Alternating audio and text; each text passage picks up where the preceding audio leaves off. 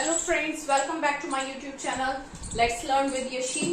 आज की क्लास में आप लोगों के लिए कुछ सरप्राइज भी है और क्लास भी थोड़ी सी लंबी होने वाली है, सो एंड तक आप लोग बने रहिए। ठीक है, चलिए आज की क्लास नंबर 3 की हम मीडियम एंड फ्रेजेस स्टार्ट करते हैं। ओके, फर्स्ट है हमारा एन एसिड टेस्ट। टेस्ट कैसा? Acid test. एसिड आपको पता है लग जाए, कहीं भी डल जाए तो बहुत हार्मफुल होता है ना, जला देता है स्किन को। चलिए, एन एसिड टेस्ट यानी कि टेस्ट कैसा? एसिड जैसा। यानी अ डिसिसिव टेस्ट, एक ऐसा टेस्ट। डिसिसिव मतलब जिससे कुछ निर्णय, मतलब किसी चीज की अग्नि परीक्षा जैसे, है ना। अ डिसिसिव टेस्ट, एक टेस्ट ऐसा जो कुछ डिसाइड कर देगा। ठीक है, एसिड टेस्ट और डिसिसिव टेस्ट। सेकंड नंबर है एन आई फॉर एन आई। एक आई किसके लिए? एक आई के लिए। पहले भी टाइम पे एक प्रचलन था जब राजा महाराजा का या और भी प्राचीन टाइम होता था, जैसे किसी ने किसी पे हमला किया, किसी ने हाथ ले लिया तो उसका बदला कैसे पूरा होता था? हाथ के बदले हाथ लेकर, है ना। तो इसी से है ये N eye for an eye, आंख के बदले आंख, यानी कि टिट फॉर टैट, जैसे को तैसा। ठीक। थर्ड नंबर है ऑल आईज, यानी कि सारी आंखें। एक पर्सन के पास ह्यूमन बीइंग पे किसी पे भी कितनी आईज होती है? 2 आईज होती है, यानी कि ऑल आईज, मेरी सारी आंखें हैं। मीन्स वॉचिंग वेरी, ये इधर लिखा हुआ है, वॉचिंग वेरी क्लोजली, किसी भी चीज पर पूरी तरीके से फोकस करना, यानी कि किसी भी चीज को बहुत क्लोजली देखना। I am all eyes on you, मेरी सारी आईज आप पर, यानी कि I am watching very closely to you. Okay, first an acid test. Acid test और डिसिसिव टेस्ट, कैसा टेस्ट? जिससे कुछ डिसाइड हो सके। An eye for an eye, आंख के बदले आंख, means tit for tat. Third है ऑल आईज। ऑल आईज यानी कि watching very closely. Okay, next पे आते हैं इन ऑल, सब में, यानी कि क्या आ गया? Most important. Most,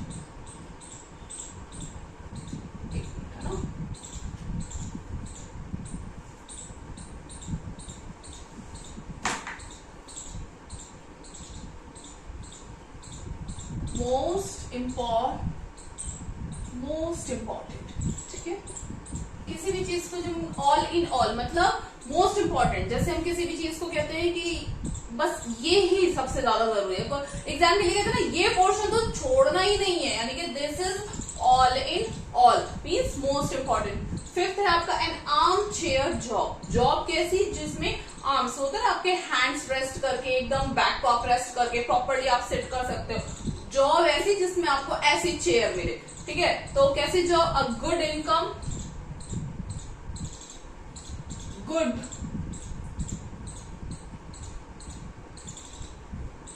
income job with, sorry आएगा नहीं यहाँ पे ना, विद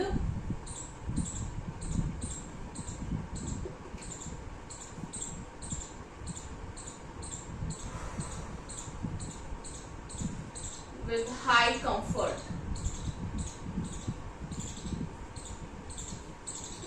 ठीक है, मैं इसको नीचे लिखूंगी। Okay, N arm chair job. Job कैसी?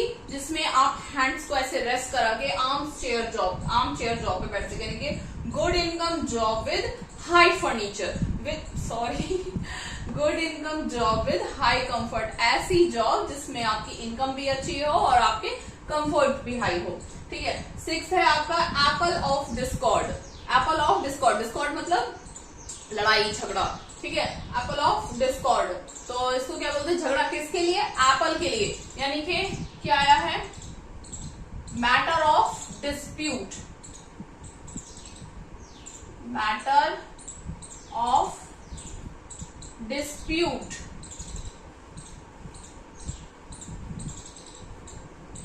मैटर ऑफ डिस्प्यूट, यानी कि झगड़े का कारण क्या है? Matter of dispute. एप्पल से एक 7 नंबर पे है एप्पल पाई ऑर्डर। आपने कभी एप्पल पाई खाई होगी? बहुत ही तरीके से उसमें एप्पल के स्लाइसेस लगा के, इस तरीके से वो बहुत मतलब बहुत डेकोरेटिव वे में, बहुत तरीके से एप्पल्स के स्लाइसेस करके लगाया जाता है एप्पल पाई ऑर्डर। इससे बना है एप्पल पाई ऑर्डर, यानी कि इन अ गुड कंडीशन। इधर लिख देती हूँ इसका, इन a good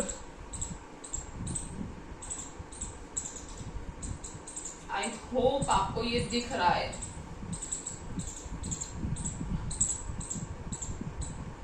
in a good condition, ठीक है। फर्स्ट है आपका ऑल इन ऑल, मैं मार्कर चेंज कर लेती हूँ। फर्स्ट है आपका all in all. All in all means most important, this is the question which is all in all. ये वही क्वेश्चन है जो ऑल इन ऑल जरूरी आएगा, ठीक है। इस तरीके से करके आप इसको याद कर सकते हैं। आई एम नॉट सेइंग कि ये एग्जाम में आएगा, बट इस तरीके से आप याद कर सकते हैं। फिफ्थ है N arm chair job. Job कैसी? जिसपे आपकी आर्म्स हो, आर्म्स ऐसे आप आर्म को रेस्ट करा के तब आप अपना वर्क कर सके, यानी कि good income job with high comfort, ये ऐसे है ना, मिस मत कर दीजिएगा। और आप लोग इसको प्लीज नोट डाउन करते रहिएगा, अपनी एक नोटबुक बना लीजिएगा जिसमें आप इसको नोट डाउन करते रहें। सिक्स है आपका Apple of Discord. Discord, Apple of Discord यानी कि matter of dispute. Matter of dispute, झगड़े का कारण, मतलब कोई भी चीज है जिसकी वजह से झगड़ा हो सकता है, झगड़े का कारण, ठीक है। सेवंथ है apple pie order. Apple pie order, apple pie में एप्पल्स के स्लाइस करके बहुत तरीके से उसको लगाया जाता है, यानी कि किस ऑर्डर में है? इन अ गुड कंडीशन। कैसी कंडीशन में है? इन अ गुड कंडीशन, ठीक है। एक बार और पढ़ेंगे इसको। इसका मतलब क्या है? पीस रिक्वेस्ट, है ना। ऑलिव ब्रांच किसके लिए होता है? पीस की रिक्वेस्ट के लिए क्या होता है? ऑलिव ब्रांच होता है। एप्पल का ये आया, एप्पल ऑफ वंस आई, किसी की आंख का तारा होना, ठीक है। किसी की आंख का एप्पल होना, यानी कि very loving.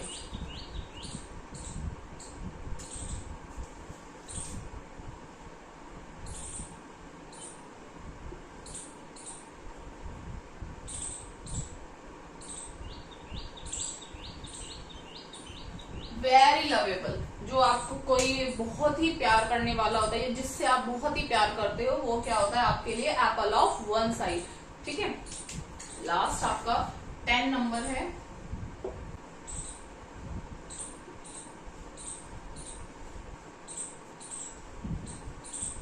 An old flame. Old and old, पुरानी, फ्लेम, फ्लेम पता है आग, एक पुरानी आग, यानी कि अ फॉर्मर लवर, ठीक है।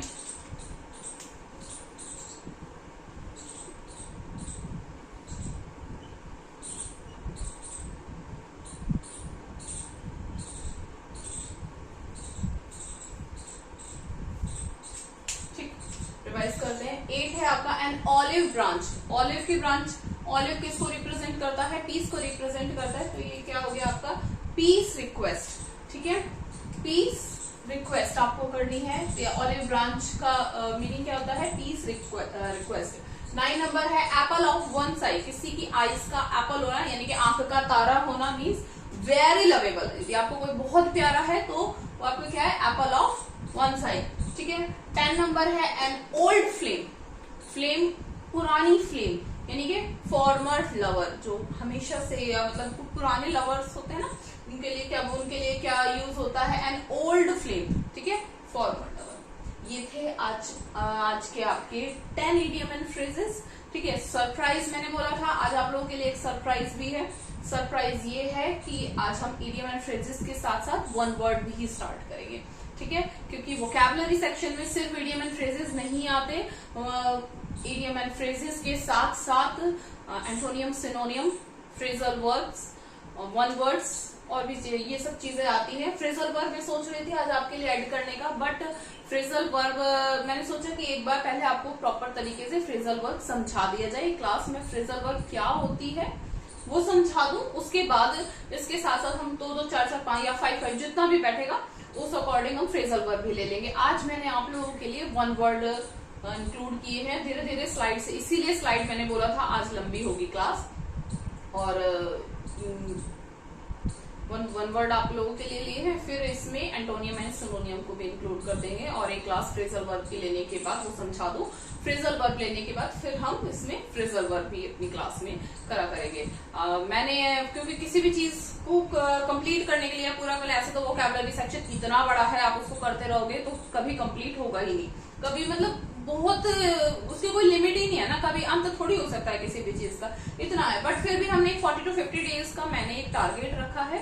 40 to 50 डेज में हम 10, जैसे आज हमने 10 किए हैं, बढ़ ही रहे हैं, पहले लास्ट क्लास में 8 थे, उससे पहले 4 थे, इसको हम 10 तक या maximum 15, I think 10 is okay, है ना, क्योंकि हम इडियम एंड फ्रेजेस के साथ साथ और भी चीज लेंगे अब, है ना, एंटोनियम सिनोनियम वन वर्ड्स भी इंक्लूड करेंगे, तो 10 इज ओके। 10 भी हम 40 to 50 डेज अगर करते जाते हैं तो एक बहुत अच्छा सेक्शन हमारे पास एक वोकैबुलरी का अभी से स्टार्ट हो जाता, मतलब एक बहुत अच्छा सेक्शन हमारा तैयार हो जाता है वोकैबुलरी का। 400 आई थिंक 400 500 होती है, तो हमारे लिए वो मोर देन इनफ हमारे लिए होती है, ठीक है। तो अभी नेक्स्ट उसमें मैं वन वर्ड्स पे आते हैं।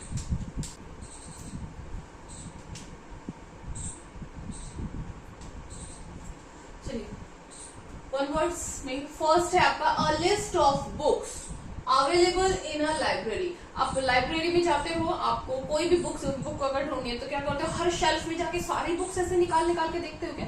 सारी बुक्स निकाल के देखते हो? नहीं देखते हो, है ना। और अगर ऐसे देखोगे भी तो क्या आपको बुक्स मिलेगी? सारा दिन हो जाएगा आपको, मतलब कितना आपका टाइम कितना ज्यादा आपका वेस्ट हो जाएगा। तो उसके लिए क्या होता है, लाइब्रेरी में एक लिस्ट होती है, लाइब्रेरी में जितनी भी बुक्स अवेलेबल होती हैं उसकी एक लिस्ट होती है। आप जाओगे वहां पे अपनी बुक को चेक करोगे कि आपको जो बुक चाहिए वो यहाँ पे अवेलेबल है या नहीं है, और किस नंबर पे है, किस शेल्फ में है, ऐसे करके आपको उसके बारे में उससे पता चल जाएगा।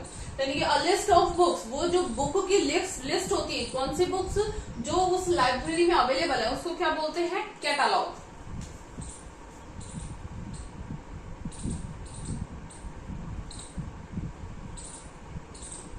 क्या बोलते हैं इसको? कैटलॉग। कैटलॉग ऐसे बोलते हैं इसको, ठीक है। A list of books available in a library, क्या बोलते हैं उसको? कैटलॉग। सेकेंड है आपका अ लिस्ट ऑफ बुक्स और राइटिंग्स ऑफ अ ऑथर और अ सब्जेक्ट। किसी एक ऑथर ने किसी एक ऑथर ने कितनी बुक्स लिखी हुई है, कितनी राइटिंग्स लिखी हुई है, जो भी उसके ऑथर के वर्क हैं, या फिर एक सब्जेक्ट पे जितनी भी वर्क्स मतलब अवेलेबल हैं, उसको हम क्या बोलते हैं? बिब्लियोग्राफी। क्या बोलते हैं उसको? बिब्लियोग्राफी।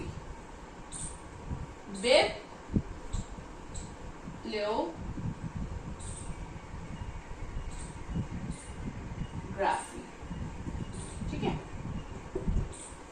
इसका list of books available in a library, एक लाइब्रेरी में जितनी बुक्स अवेलेबल है उसको क्या बोलते हैं? कैटलॉग। सेकंड है अ लिस्ट ऑफ बुक्स और राइटिंग्स ऑफ अ ऑथर और अ सब्जेक्ट, क्या बोलेंगे उसको? बिब्लियोग्राफी, ठीक है।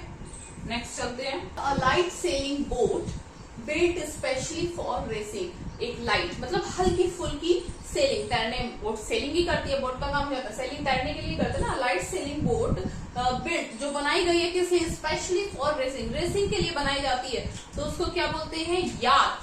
आपने अल्फाबेट में पढ़ा होगा जब ABCD सीखी थी तब पढ़ा था ना, वाई फॉर याच, ये वो याच है। क्या बोलते हैं? Light sailing boat built specially for racing, क्या बोलते हैं उसको? याच। फोर्थ नंबर है a legal agreement that allows someone to use a building, ठीक है। एक कानूनी एग्रीमेंट जो अलाउ करता है किसी भी व्यक्ति को कोई बिल्डिंग अगर यूज करने, वो उसने खरीदी नहीं है बट फिर भी उसको यूज कर रहा है, तो कौन सा कानूनी एग्रीमेंट? किसी कानूनी एग्रीमेंट मतलब एक लीगल एग्रीमेंट के जरिए वो उस बिल्डिंग को यूज करता है, तो उसको क्या बोलते हैं? लीज।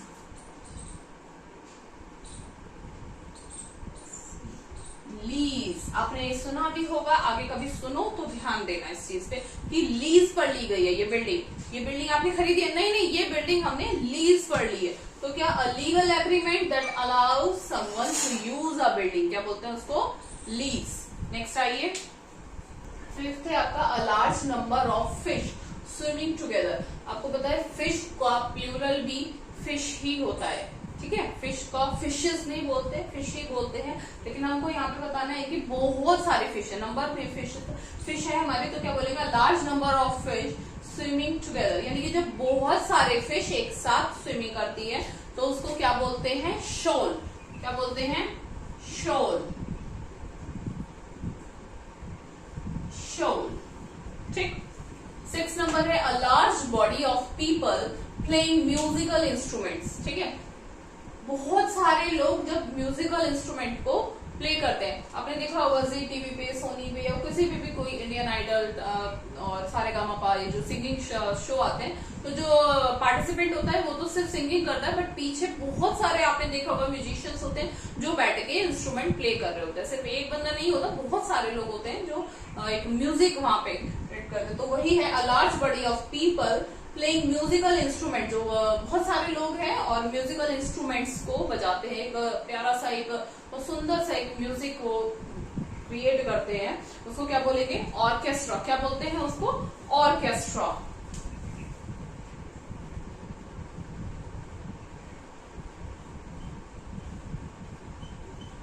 ऑर्केस्ट्रा। ओके, तो ये थे आज आपके, एक बार रिवाइज करें। 5th है a large number of fish swimming together. क्या बोलेंगे उसको? शोल। 6 है a large body of people playing musical instruments. क्या बोलते हैं उसको? ऑर्केस्ट्रा। ये थे आज आपके 6 वन वर्ड्स। ठीक है, I hope you all are enjoying and learning your vocabulary. और आज की क्लास में 10 इडियम एंड फ्रेजेस हमने करे हैं और 6 हमने वन वर्ड्स लिए हैं। इसी तरीके से हम इसको कंटिन्यू करेंगे। अगर आपको वीडियो पसंद आ रही है तो आप उसको लाइक करें, चैनल पे न्यू है तो उसको सब्सक्राइब कीजिएगा। And this is not only for competition, मतलब competitive exams, you can share with your siblings, your cousins, your school going and college going siblings और कजन्स के साथ भी आप इसको शेयर कर सकते हैं। ये उनके लिए भी हेल्पफुल है। ठीक है, 40 to 50 डेज हमने ये इस वोकैबुलरी को देने का मैंने एक प्लान किया है। उसमें हमारे अप्रॉक्स 300-350 जो भी हमारे वर्ड्स हमारे प्रिपेयर होते हैं, तो एक वोकैबुलरी का अच्छा खासा हमारे पास सेक्शन प्रिपेयर हो जाता है। फिर हम I am planning next for grammar. Okay, hope you enjoy your class and you are learning very well. आप इस सबको नोट डाउन करते चलिएगा। ठीक है, और Saturday Sunday I am planning कि जो पूरी वीक में क्लास हुई है उसको एक मर्ज करके क्लास दे दूं, सो दैट एक आपका क्विक एक रिवीजन हो जाए। बिकॉज आगे रिवाइज नहीं करोगे तो आगे लर्न करते जाओगे और पीछे का वो माइंड से स्लिप होता जाएगा। तो रिवीजन इज मोस्ट इम्पॉर्टेंट। सो चलिए मिलते हैं आपको नेक्स्ट क्लास में। Thank you.